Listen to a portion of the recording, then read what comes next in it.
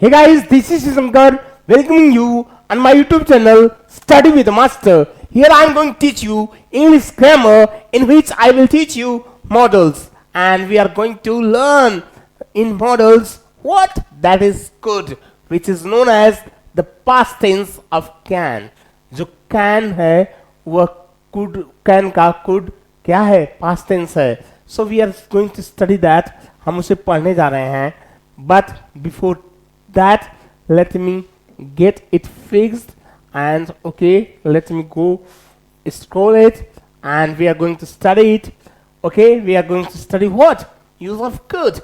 Could का प्रयोग हम पढ़ने जा रहे हैं, and we will study in bilingual way. और हम दुभाषी तरीके से पढ़ेंगे so that you can easily understand it, ताकि आप इसे सरलता से समझ सकें, and you can easily express English language very well in front of your brothers, sisters and teachers. Anybody, even in your interview, you can speak English well. आप अपने interview में भी इंग्लिश अच्छी तरह बोल लें. So I'm teaching you English language here, not just grammar. I'm teaching you how to speak English well. मैं ये भी पढ़ा रहा हूँ कि कैसे इंग्लिश अच्छी तरह बोली जाए. Because if you want to be fluent in English language, यदि आप इंग्लिश लैंग्वेज में फ्लुएंट बनना चाहते हैं, then adopt the way I have been telling you. तो वह तरीका अपनाइए which I have been telling you, जिसे मैं आपको बताता रहा हूँ. So please study with me English language like this. मेरे साथ अंग्रेजी भाषा इस तरह पढ़िए. So use of could. could का प्रयोग can के past tense के रूप में किया जाता है. We use could as a past tense of can. हम can के past tense के रूप में किसका प्रयोग करते हैं? could का प्रयोग करते हैं. इसीलिए that's why indirect narration में can की जगह could का प्रयोग किया जाता है. That's why in indirect narration we use what? could in place of can. can के स्थान पे could का प्रयोग करते हैं when reporting verb is in past tense. जब reporting verb past tense में हो. So we can express is as an example. हम इसे एक उदाहरण के रूप में व्यक्त कर सकते हैं. That is written here. जो यहाँ लिखा गया है. He said, उसने कहा क्या कहा? I can teach English. मैं इंग्लिश पढ़ा सकता हूँ. He said, उसने कहा I can teach English. मैं इंग्लिश पढ़ा सकता हूँ. So what is the indirect? He said, उसने कहा that कि he could teach English. वो इंग्लिश पढ़ा सकता था. मतलब वह समय बीत गया जब वो कर सकता था वैसा काम. मतलब पहले की बात कर रहा है. So in past tense, if we are using any earlier thoughts, then in indirect sentence we will use can के स्थान पे could. can के स्थान पे किसका? could का प्रयोग करेंगे. So he said that he could teach English. वह कहा कि वह इंग्लिश पढ़ा सकता था. So we can say in another sentence, Ram said to Shyam. Ram ने श्याम से कहा I can help you. मैं तुम्हारी मदद कर सकता हूँ. Ram told Shyam. राम ने श्याम से कहा that he could help him. वो उसकी मदद कर सकता था. So in this way we can say that the use of could is just the past tense of can. use का प्रयोग केवल क्या है?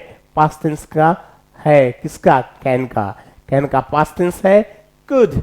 And in another way we can say that to express past ability. भूतकाल में निहित क्षमता को बताने के लिए भी हम किसका प्रयोग करते हैं? we use of could in place of can. can के स्थान पे किसका? could का प्रयोग करते हैं. जैसे he could get a job. नौकरी पाने की क्षमता थी उसकी. वह क्षमता थी क्या? नौकरी पाने की. It means he was able to get a job. वह सक्षम था एक नौकरी पाने की, लेकिन पा न सका. When I was young, जब मैं नवयुवक था, I could eat 20 loaves of bread. मैं 20 रोटियां खा सकता था. Oh, I see. When I was young, जब मैं नवयुवक था, I was able to eat 20 loaves of bread. मैं 20 loaves of bread मतलब 20 रोटी के टुकड़े रोटियां खा सकता था. लोव्स का प्रयोग पीस के स्थान पे किया जाता है. लोव्स ब्रेड के लिए लोव्स का ही प्रयोग होता है, न कि पीस का. So the loaves of bread, रोटियों के टुकड़े, we can say the pieces of bread, मतलब that is incorrect. The loafs of bread मतलब रोटियों के टुकड़े। I could eat 20 loafs of bread, मैं 20 रोटियों के टुकड़े खा सकता था। व्हेन आई वाज यंग, जब मैं नवयुवक था, I was able to eat 20 loafs of bread, 20 रोटियों के टुकड़े खा सकता था। सो ध्यान से देने की बात यह है कि कुड से पास्ट एबिलिटी का एक्सप्रेस होता है। It means we learn through could the past ability. Past ability अर्थात भूतकाल की क्षमता का ज्ञान होता है किससे? कुड से, यानी was, were plus able to. लेकिन इसमें नेगेटिव मीनिंग भी इम्प्लाइड रहती है। जैसे ही कुड हेल्प मी, वह मेरी मदद कर सकता था लेकिन नहीं किया। उसकी क्षमता थी करने की लेकिन उसने नहीं किया। It means he has ability to help me but he didn't help me, लेकिन उसने मेरी मदद नहीं की। इसमें it means he was able to do that but he didn't do that, लेकिन उसने वैसा नहीं किया। So next we can say she could pass the examination, वो परीक्षा पास कर सकती थी लेकिन नहीं कर पाई। he could pass the examination, वो परीक्षा पास कर सकती थी लेकिन नहीं कर पाई। So in all the above examples, what we got?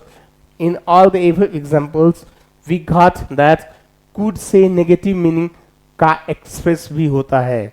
इसलिए negative sense में व्यक्त करने के लिए किसका प्रयोग करते हैं? could का प्रयोग करते हैं।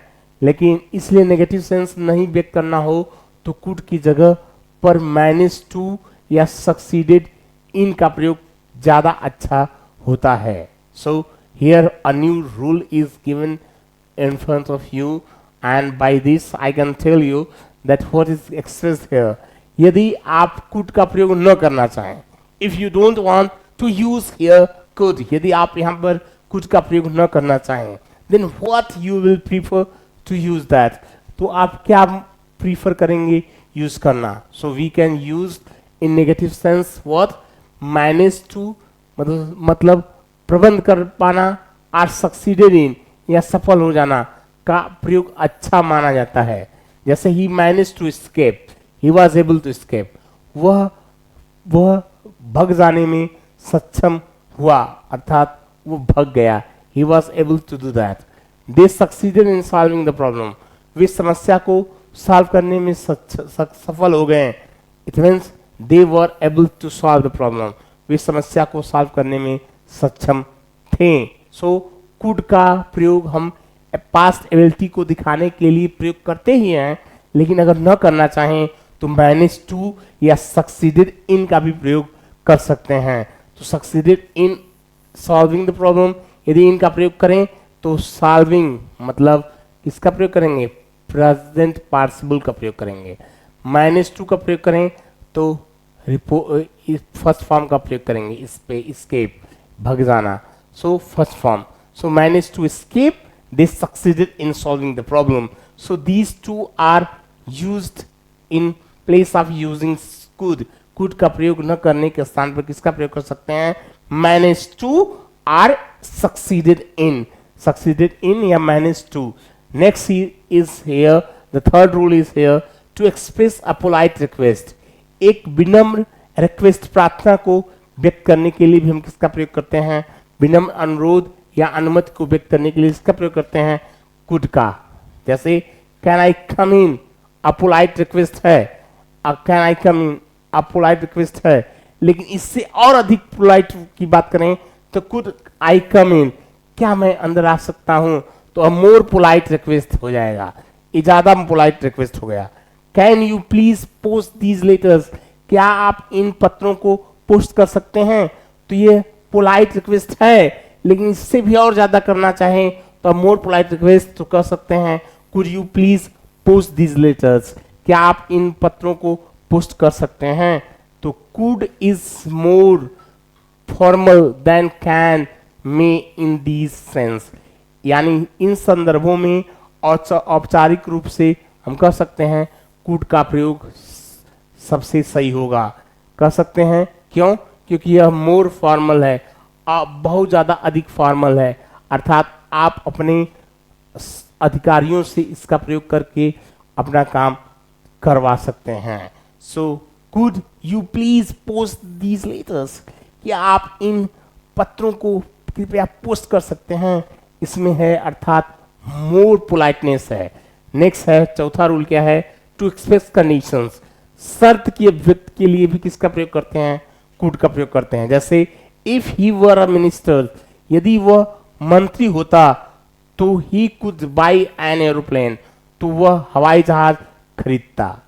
अर्थात न तो मंत्री होगा और न ही हवाई जहाज खरीदेगा, तो शर्त की अभिव्यक्ति के लिए भी किसका प्रयोग करते हैं, कुड का प्रयोग करते हैं।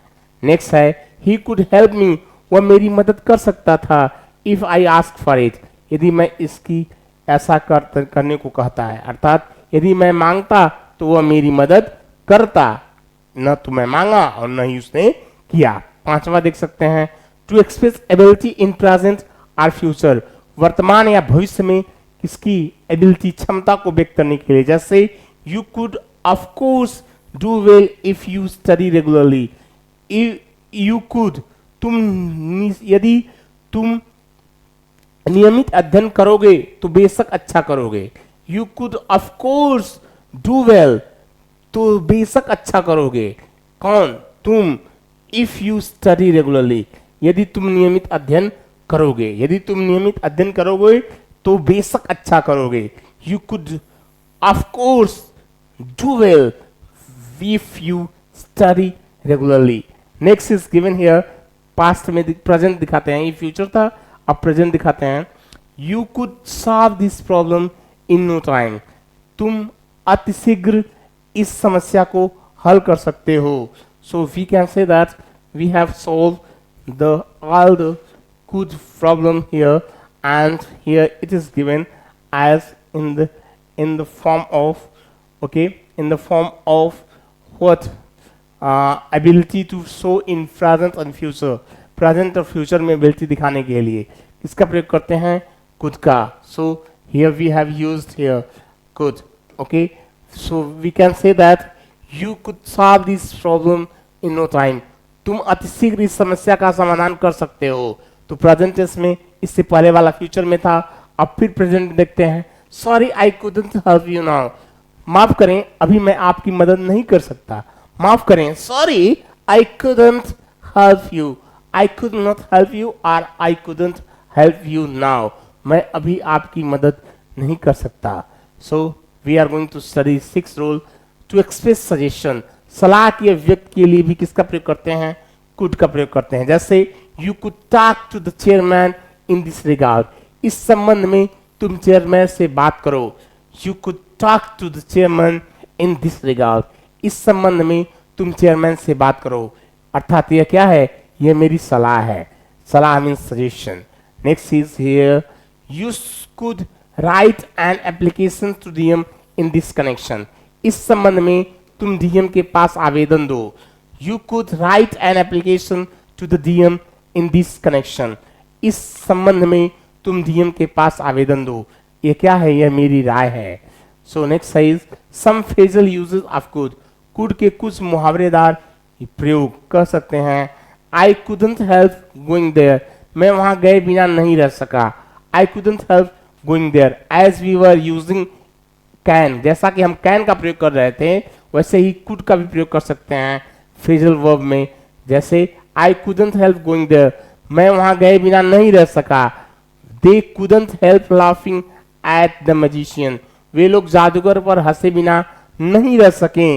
और नेक्स्ट भी कर सकते हैं, we couldn't help talking to him, हम लोग उससे बिना बात किए हुए नहीं रह सके। So in this way we have studied 7 rules of using could. We are going for the eighth one. The eighth one is given here, the eighth rule is given here, and that is the last rule, so we are going to study it. The eighth rule is here, to express possibility in the past, भूतकाल में क्षमता को, संभावना को व्यक्त करने के लिए, संभावना को व्यक्त करने के लिए किसका प्रयोग करते हैं, पास्ट कुड का। जैसे could plus verb plus verb की थर्ड फॉर्म, विगत या अतीत में किसी बात या चीज की संभावना बताने के लिए हम प्रयोग करते हैं। विगत या अतीत में किसी बात या चीज की संभावना को व्यक्त करने के लिए हम किसका प्रयोग करते हैं, we express here what, the use of could, could का प्रयोग हम करते हैं। So in a sentence we can study it. एक वाक्य में हम इसको पढ़ सकते हैं. You could have done the work alone. तुम इस काम को अकेले कर सकते थे. You could have done the work alone. तुम इस कार्य को अकेले कर सकते थे. But you didn't. लेकिन तुमने नहीं किया. You could have answered the question. I could have answered the question. मैं सभी प्रश्नों का उत्तर दे सकता था, लेकिन क्या हुआ? But I didn't. लेकिन मैंने किया नहीं या दिया नहीं. So in this way we have studied the use of could.